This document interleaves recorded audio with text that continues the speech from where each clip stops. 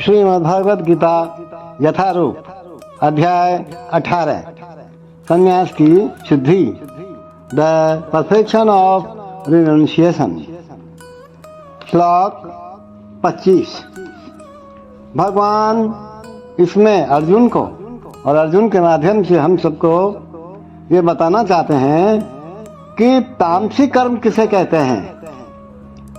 अनुबंधम क्षयम हिंसामनपेक्ष्य च पौरुषम मोहादारभ्यते कर्म यत्ताम समुच्यते। अनुबंधम क्षयम हिंसामनपेक्ष्य च पौरुषम मोहादारभ्यते कर्म यतताम समुच्यते। भगवान कहते हैं कि जो कर्म मोहवश शास्त्रीय आदेशों की अवहेलना करके तथा भावी बंधन की परवाह किए बिना या हिंसा अथवा अन्यों को दुख पहुंचाने के लिए किया जाता है, ऐसे कर्म तामसी कहलाते हैं।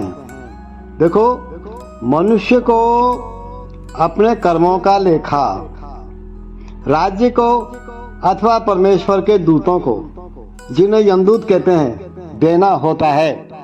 ये पक्का समझ लो। उत्तरदायित्वहीन कर्म विनाशकारी है, क्योंकि इससे शास्त्रीय आदेशों का विनाश होता है। ये प्राय हिंसा पर आधारित होता है और अन्य जीवों के लिए दुखदायी होता है।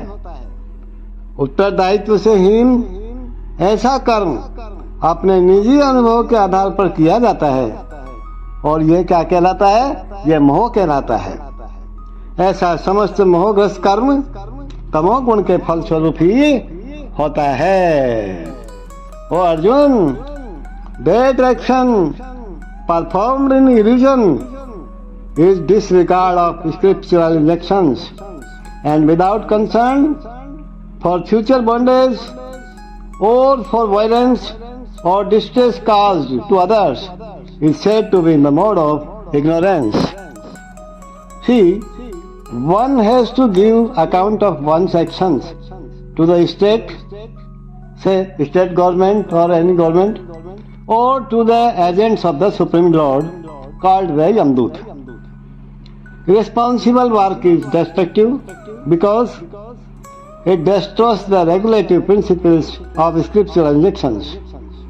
It is often based on violence and is distressing to other living entities.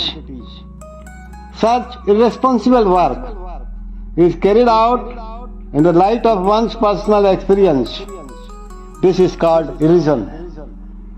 And all such illusory work is a product of the mode of ignorance.